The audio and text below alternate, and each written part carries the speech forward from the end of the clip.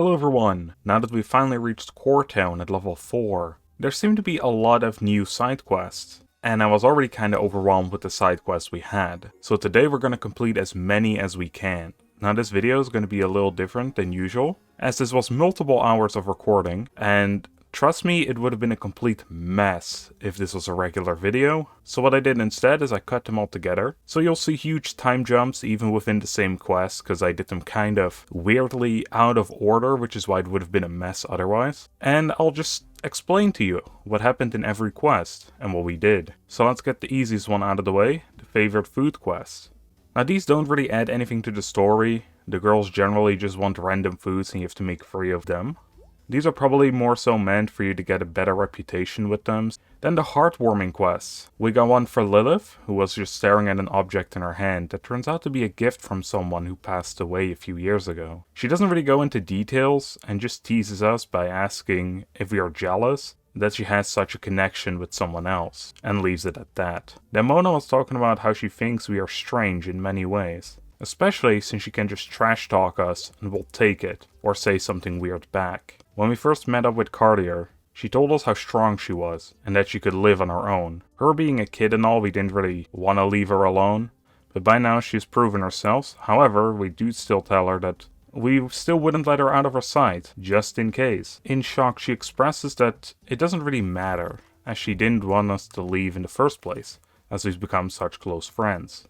Then for the final heartwarming quest, we go to Zoe, who's observing us to find the main differences between her and humans. Besides calling us weak and fragile, the other big difference that she found is that she's part crocodile and we're not. Alright, let's get into actual quests now. Starting off with Zoe. She wants to know how Lilith can remember so much. So, we go to Lilith and ask her. She tells us that she will write down her method on a piece of paper, and we just have to hand it to Zoe. It for some reason requires 3 carbs, which it never really explains, so we cut them and gave them to Zoe. As a thank you to Lilith, Zoe wants to give her a gift, and it's a pair of dumbbells. And this triggers one of the funniest lines of dialogue from Lilith. After explaining it's from Zoe, she says, "So that is why Will took out a big dumbbell from his backpack when he sees me." And she accepted the gift and even mentions, "The dumbbells look cute." Then going back to Lilith, Will has noticed that she has been acting kinda strange around the other girls, especially with Mona, even though they're best friends. We ask her what's up, but she won't tell us, so we head over to Mona instead to see if she knows anything. While she doesn't really know the real reason, she suspects that Lilith is jealous that we hang out with the others so much. So we confront Lilith with this question, and she admits that she is a bit jealous since we made a promise to her and she thinks we no longer need her.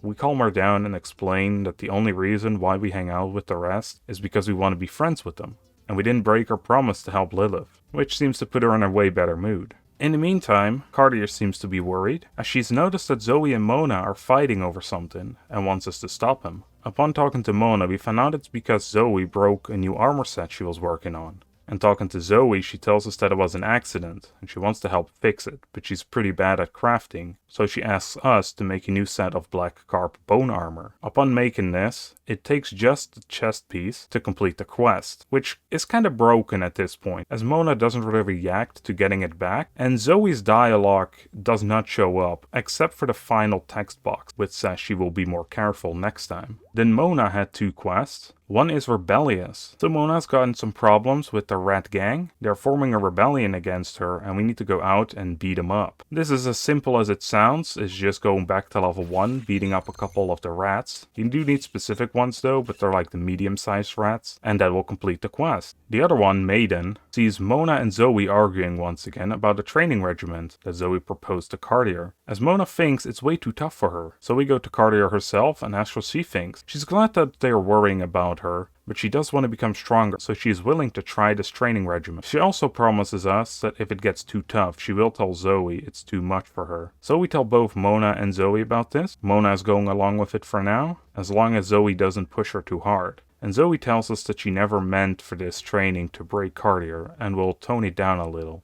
And those are all the quests that we currently had at the cabin. So let's head over to level 2, where we meet back up with Ian. And he requests us to upgrade the drill with an hydraulic transmission. Now we already made this and it was a crazy long crafting process, so I'm glad it's actually used for something, so we immediately finished this quest. Then he also spotted a giant boss monster in the area and asked us to deal with it. This boss isn't too hard, especially with the pickaxe we got. He has a few different attacks though, one where he swipes at the player, one where he summons minions, and one where he shoots energy balls. You'll need to use the throwing pig to hit the red crystal on his head, and after a few hits he will fall down so you can deal massive damage. After Maubois is defeated, he drops the sculpture as well as a shock pickaxe. With level 2 done, we're heading to level 3, where we check out what Jeremy wants. Turns out he wants to teach us about a rail transporter, and he tells us that this can be used to send items from a furnace to a chest. It's a lot more setup than using the regular transporters though, so I'm not sure how useful this is.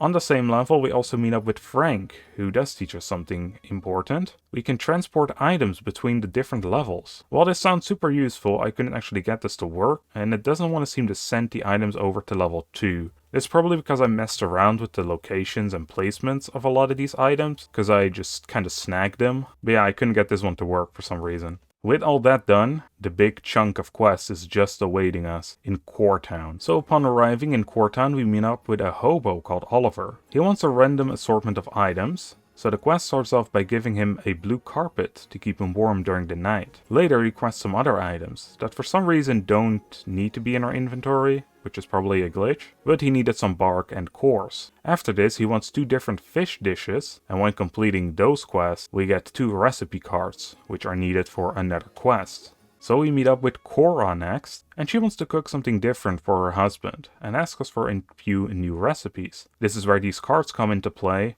after completing Oliver's quest, and upon handing them over, Cora rewards us with 20 beauty rice. Then Rachel was complaining that she wasn't pretty enough, and was told by Dr. Strange that if she would eat beauty rice for 30 consecutive days, it will increase her looks, and so she asked us for 30 of them. The rice requires fish, which is rather slow to get in mass, but luckily Cora handed us 20 of them, so we only need to make 10 more. Upon handing these over, she'll thank us, and for some reason the quest repeats. However, you can abandon it, and this will get rid of the entire quest, which is good, because I'm not looking forward to making another 30 beauty rice. She does have a follow-up quest, however, where she tells us that her brother lost one of their family heirlooms on level 3. So we head out to this location, and it turns out that this is a small dungeon where you have to use a boat to go from island to island, opening chests and doors just to find the ring. The ring itself gives an alright health boost, so you could keep it, or you could return it like we did and get paid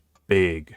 Being back in Coretown, we made up with Dabby, and she's in a bit of a conundrum. So she is pregnant and isn't able to pay for the child alone. However, she doesn't know who the father is, and she slept with 3 different guys in the last month. She asks us to head over to the hospital to see if there is a way to verify who it is. So we meet up with Dr. Strange, who tells us that there is a way. All we need are some blood samples. Luckily for us, 2 out of the 3 people do regular health checkups, so they do have their blood on hand. However, one of them is a bit shady and doesn't really show up for these health checkups. However, luckily enough for us, he's standing right outside the hospital. His name is Alan, and he tells us that it's not his problem as he sleeps with a new woman every night, which is kinda doubtful because the town isn't that large, but alright. Then he tells us to scram or he'll call his buddies to beat us up. Now we won't budge, and he does as he said, so we kill all his friends, including Alan himself, and we just take his blood to the doctor. After a little while the results are in, and it turns out that Alan is the father. Whoops. So we head back to Debbie and tell her that Alan was the dad, but he suddenly died. And we're not saying we did it. So running away from that mess, we walk right into another one, where we barge into a house from a guy named Brian. His house is a bit of a mess and he tells us that he needs more storage for his items. So we go out and make him 3 lockboxes, which will do the job. And suddenly Brian starts talking about his crush, who is a bunny girl named Coraline. She works at the nightclub he visited often. So Brian asks us to deliver a love letter to her, as he is too shy to do it himself. So we head out to the club and talk to Coraline. She reads the letter and tells us she doesn't want to go out with him because she has been stalked recently. And one night, she vaguely saw the clothes of the man following her. They look like the clothes that Brian always wears, and she is convinced it was him. We tell her it might be someone else, as Brian is a pretty nice guy, and we can't see him stalking anyone. Coraline then tells us that even if it turns out that this wasn't the person, she still won't date him. So with this news, we head back to Brian and ask him about the stalker. He says it wasn't him and started crying. Then he asks for 30 bottles of wine to help him with his feelings. Upon handing him the crazy amount of bottles, that is where the quest chain ends. Hanging out at the local graveyard, there's a man who tells us there's a lot of dead people who have not been buried as they were missing outside of town. He asks us to find and bring back any remains we find. In doing so, we received a ring that increases crit damage. Heading north a little bit to the lab, we ask a researcher named Gibson about Ryan. We found his diary a while back and it was talking about extending one's life. Gibson tells us he died around 3 years ago. If we ask if any others went missing, he does remember a person called Dr. Wyatt, who went missing around 2 years ago as well. He requests us to check the graveyard, as he's been hearing some strange noises coming from there. So we go and check it out, and find something attacking us. This is where the quest comes to a halt currently, as we need to head up to level 5, and I don't have access to that yet. Meeting up with our good friend Joe once again, who is finally back home. We have some issues with some of the quests he has, as they seem to be tutorial quests. The first one seems to be pretty simple and requires us to make a standing and levitating drill, and then use them to get 200 iron. The next one, however, requires us to fix up the camp with a few walls. Well, I kinda destroyed his entire camp at level 1 to build a farm, so I have no idea where these walls are supposed to go, so this will probably be a quest that we can never finish. Then for the last quest of the day, we meet up with the local gardener Emma, who has some issues. Her husband wants her to come home as the current job she has can't pay for her expensive in the town. However, she is determined and she figured out a way to make more money. To do this, all she needs are 30 jungle farm plots. So we head out, make them real quick, and then hand them to Emma so she can continue doing what she loves, which apparently is making bigger and better plants, so she will sell them for more.